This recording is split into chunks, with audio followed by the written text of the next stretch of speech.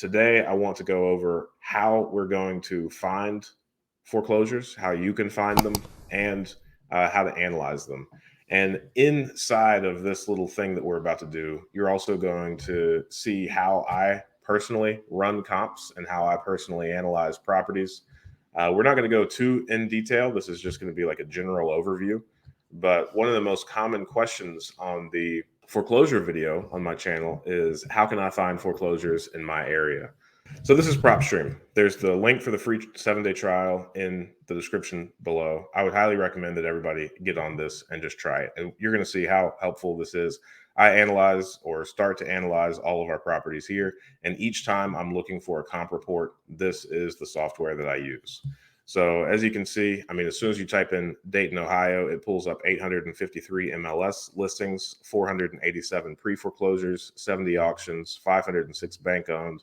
And then it also is going to help you identify cash buyers, vacant properties, and properties that have high equity. So you're able to pull searches, and this filter feature inside the Propstream is extraordinarily, detailed, and you could really identify, exactly what you're after. So someone that I know at one point, they pulled a list of property owners that had multiple properties, but only one in Dayton, Ohio. And he did that because it was his idea that this property, the one that they owned in Dayton, was likely going to be a burden to them if they owned a portfolio elsewhere. And he was able to purchase a couple of properties that way. But I mean, you could go through as soon as you sign up for your free 7-day trial, you can go through and figure out how you want to pinpoint the list that you are going to pull.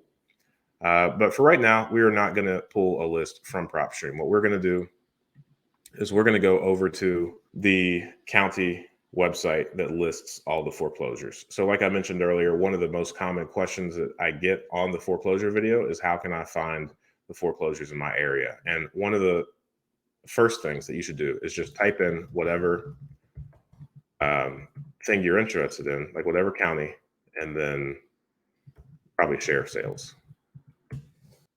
The first one, Montgomery County Sheriff's Office, Ohio, properties for sale. That's the one that we want.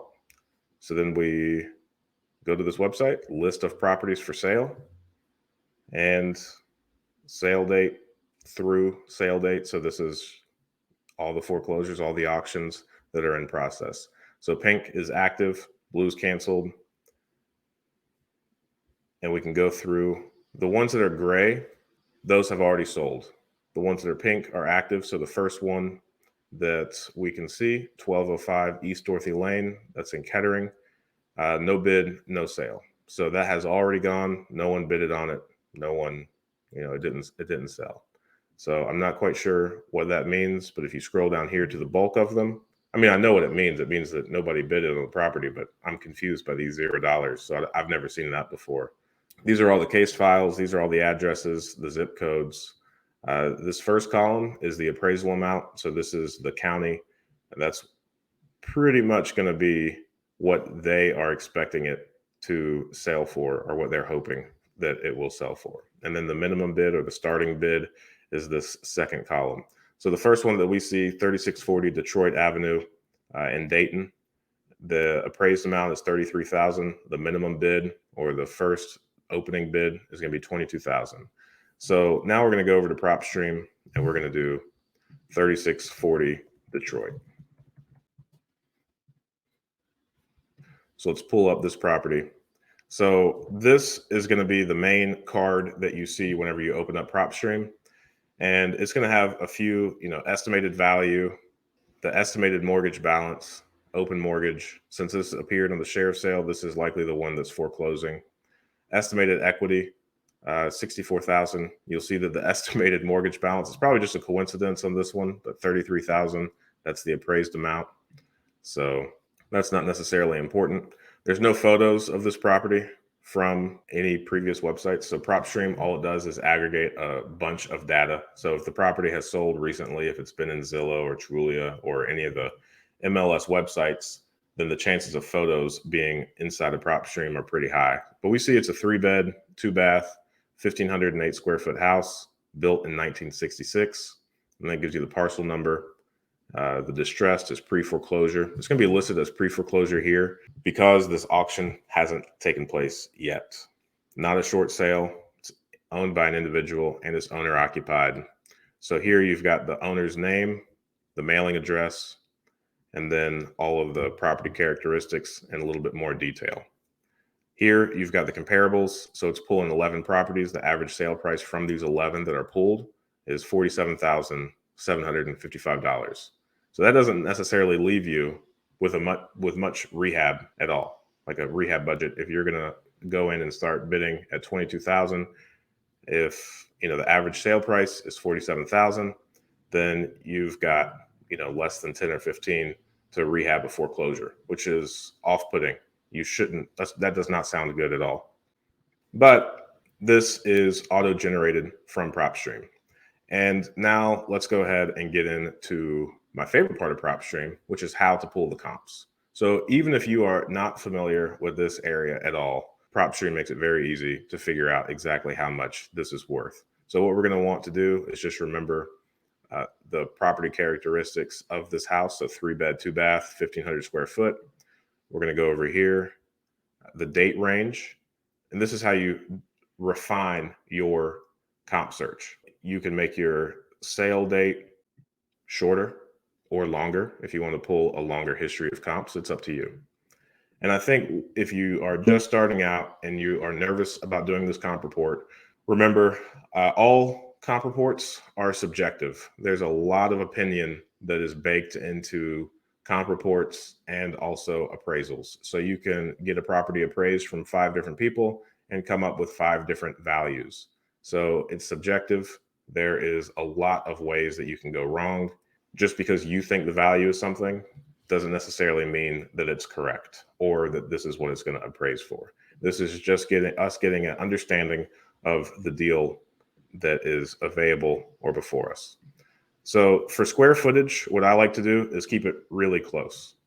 And sometimes whenever you are doing this search, you'll put in all the criteria that you want and no properties will come back as even moderately comparable. So we would have to loosen our criteria at that point. But I like to go about 100 below and 100 above using some rounding numbers. So since this is 1,508 square foot, I'm going to put it between 1,500 and 1,600. Now the distance, half a mile, you see that just getting so strict on the square footage, we reduced our comps down to 3. So you'll see that increased this average sale price by $22,000 from what Propstream originally automatically, brought up. So we're moving in the right direction. If we expand this and go 1 mile out, then now we've got, more to work with. Now, what I would suggest as part of your networking, as part of you going out meeting other real estate investors, other real estate professionals, I would highly recommend talking to a couple of appraisals, figure out what they think the most important thing is. And from my understanding, the appraisers that I've spoken with, square footage is one of the most important things that you can focus on. So the closer it is in the square footage, the better off it is. After square footage, that's when you're going to want to look at, the number of bedrooms, number of bathrooms. So our subject property is 3 beds, 2 baths. So let's see how many 3 beds we have. And bathrooms, let's go ahead and make the minimum and the maximum exactly the same as our property. And check out what this is already doing to this average sale price. So now we're at 94,000 as compared to this 47,000 because we've really started getting selective about the properties that we're going to look at as comps. Now, I also want to go over here and look at the year built. While it's not incredibly important, if you don't want to compare, homes that were built in the 1800s with homes that were built in the, late 1900s. So it looks like they're pretty close, so I'm not going to worry about it. And from there, what we're going to do is go through and figure out which properties are actually comparable. Now, this one is a distressed property. And what you're going to want to do, and one of the first things that I look for is other properties that were potentially sold distressed. So here we see the first one is 4309 Artery Avenue, if that's how you say it. Sounds like some cholesterol issues. It sold in February of this year for $2,181. I don't know what this property is, but I know for sure if I'm expecting to spend $22,000 on a property, this is either a lot or some other type of horribly distressed property. So if you want to, you can do some research on that, figure out what this is all about by doing a good old fashioned Google search. Well, that's a nice house. I'd be very curious as to why this property sold. So we're going to do some light research on this really quick. I'm going to go to the auditor's website and try and figure out why this sold for $2,000. So it's current on its taxes. It was built in 1959. It's right in that target square foot that we're looking at. The tax lien was sold, but this is according to 19, not what we have here on Propstream. So that's going to be a mystery. There's ways to dive in and figure out exactly what you're after, but let's just not include that for now because it's confusing, and it is whatever situation is going on with that is not going to follow the same thing that you're looking at. So you're looking at buying this property and you want to know, once you fix up everything associated with this property, what are you going to be able to sell it for? And whenever I'm doing this and looking through this, I'm going to assume that it is going to be top of the line. I'm not going to cut any corners. It's going to have a perfect kitchen, perfect bathrooms, and there's not going to be any deferred maintenance whatsoever. If mechanicals are old and need to be replaced, I'm going to do that. So in the event that I sell this, I'm bringing top of the line product to the marketplace. And that's how I think through this. So after we remove that one, we can look at the other ones. 2520 England, it looks like that was sold on the MLS. 2520 England is one that we are going to be able to pull up pictures on if it's sold on the MLS in September 22. So 2520 England. Let's go ahead and look up this one. See these photos. So it sold for $162,500. Here's all the photos. Yes, this was done really well. So, LVP, some fun tile work and fireplace, updated kitchen. It looks like this is granite, a very, very small section of granite. A good run there. It includes appliances. They don't match, stainless, and then a white refrigerator. You can do whatever you want to in life. We don't provide appliances even when I was about to say, even when we flip properties. We've only sold one property so far. We're in the process of selling our first flip, and we did not. So I suppose we didn't this time. We could be talked into it. Bathroom looks good. LVP throughout, however you feel about that. Oh, carpet in the bedrooms. That's fine. That seems to be what the people want.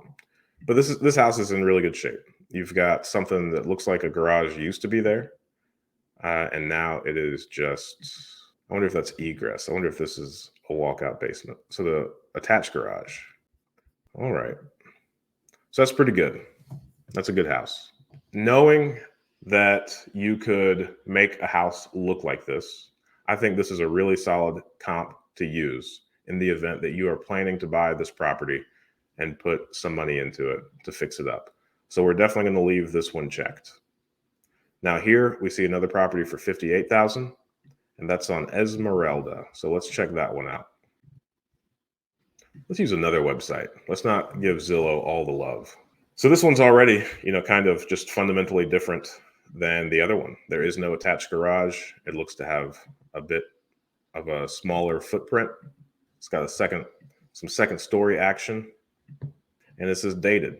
So this one sold for $50,000, and we could see why. Look at how tight that bathroom is. This is something that you're probably not going to be able to change. Hopefully that's like a half bath tucked in the basement or something, not the main bathroom. There we go. There's the main bathroom. So very dated. So unless you plan on buying this property at auction as the foreclosure and selling it as is, I don't think this is a good comp. because you're not going to go in here and leave a pink bathtub. I presume. I presume that's not what you're going to do. So, from a square footage, from a bedroom's bath perspective, it is on target. This one says 1,500 square foot, so it's consistent. However, it's very dated. If you're going to go in and drop any kind of money on this, then I would not use this as a comp because you're going to put it in much better condition. So I would take that one out. 3427 Piedmont. Let's check out this one. Let's use another one. Spend a little bit of time on all the websites. 45 photos. So this is a good looking house. I like it. Good yard, fenced in, fun little deck, a little bit of rot. That's okay. Nice kitchen, very open, good cabinets, good appliances, good countertop. They really want you to see that countertop and that tile. Oh man, and they keep going. All right, we get it. We get it.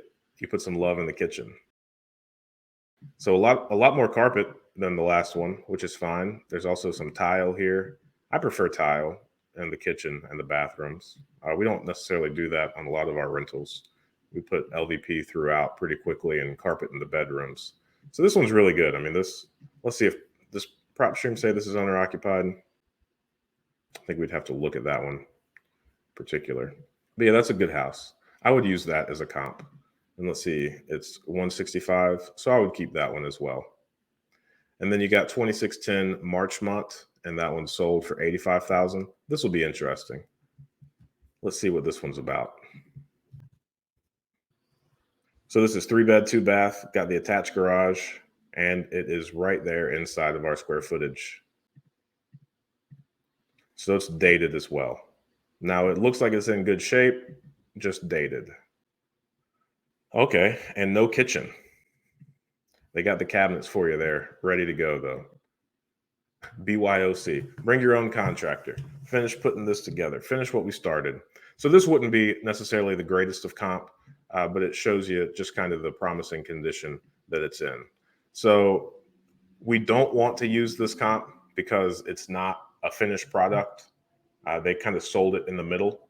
So now you should feel comfortable knowing that if you get this target property, 3640 Detroit, if you get that to the point that 2610 Marchmont is, then you're going to be able to get somewhere around the $85,000 range. You want to have 3 or 4 supporting sales whenever you're looking through and trying to get a good comp report made for yourself.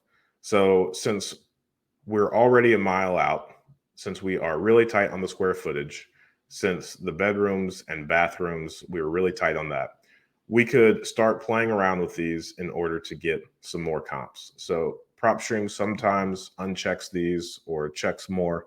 So let's just go ahead and make a mental note that 2520 England and 3427 Piedmont are the ones that we've already reviewed.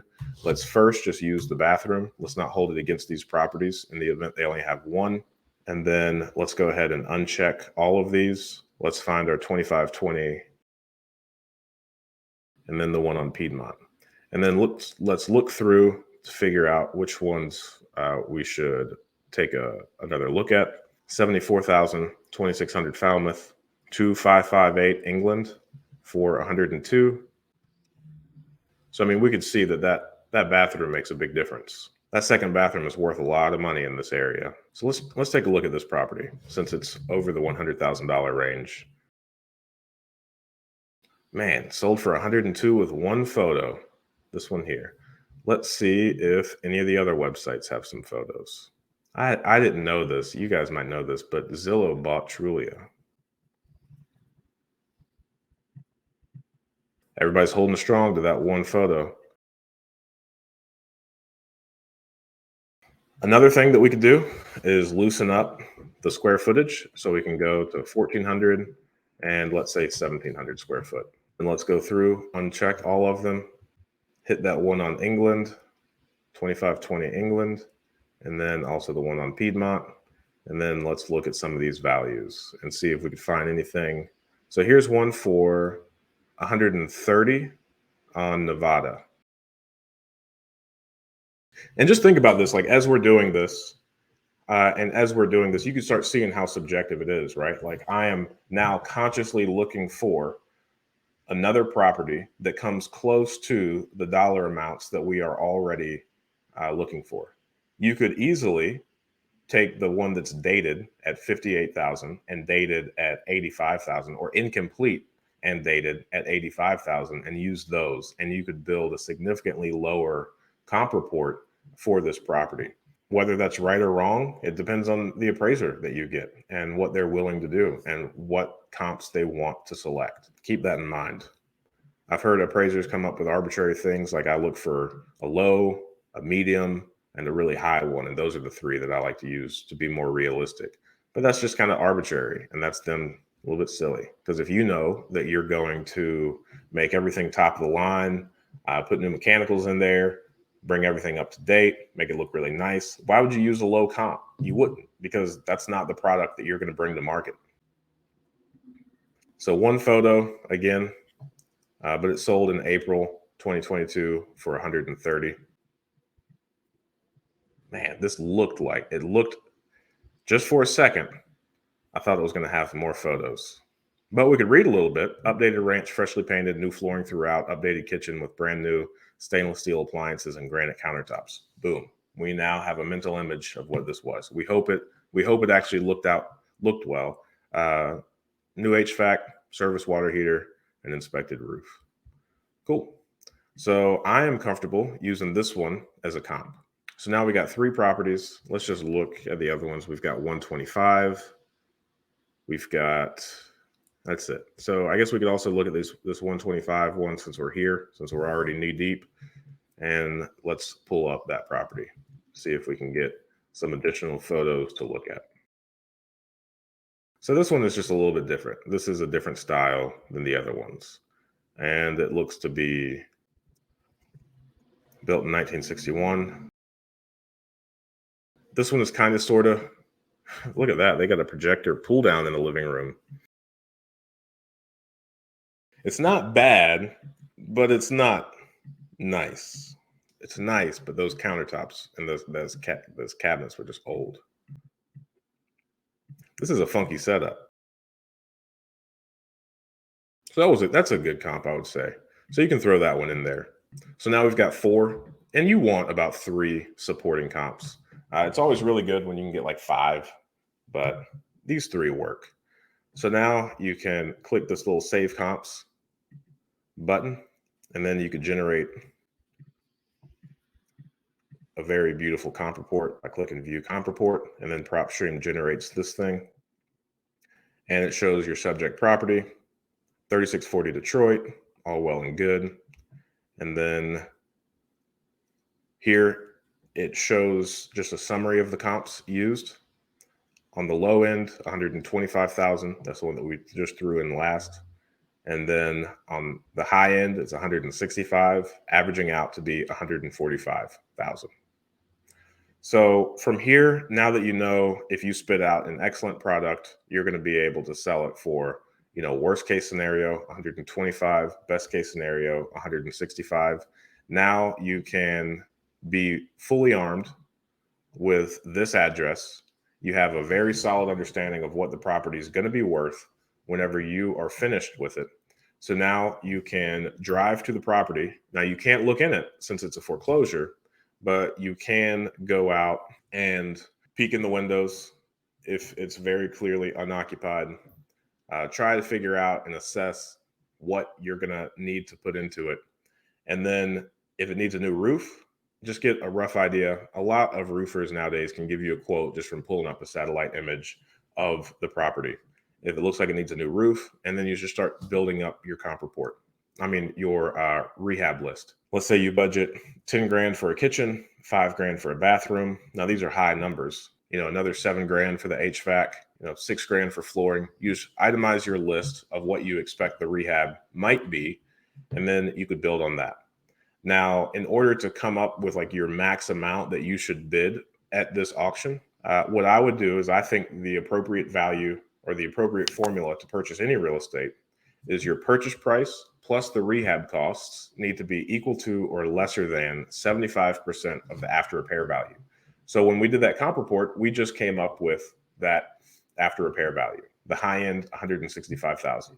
So now you take 75% of that 165,000 and you have, let me pull out the old calculator. You've got $123,000, 123,750. Let's round up or round down rather to be conservative. Let's say you've got 123,000 now that you can use to purchase this property and rehab this property. So now it becomes really important that you go and check out this property before the auction. And if you think on the high end that you have $50,000 worth of rehab work, then you're just going to take this 123,000 and subtract $50,000 from it, and you've got 73 grand. So now you know that if you show up to this auction, you can bid up to $73,000 and fall inside of your parameters. Now that's going to require that you be confident in those rehab numbers, and that is why it's important to be conservative in your rehab estimate of kind of increasing the numbers. So maybe add like a 10-15% padding on top of that, throw a couple extra grand on top of your estimated rehab budget so that you can build in some surprises. Now, best case scenario, you get this property and it only needs like $20,000 worth of work. But now you've got a really solid foundation of what you can walk in and confidently bid on this property. As soon as it gets too close to your number or over it, you can back away. But you have fully prepared yourself to go to this foreclosure auction, and you are going to be comfortable in winning this bid and getting started. You saw how long that took? You know, all of this information is public. You can do this for all of those properties on the list before these go to auction.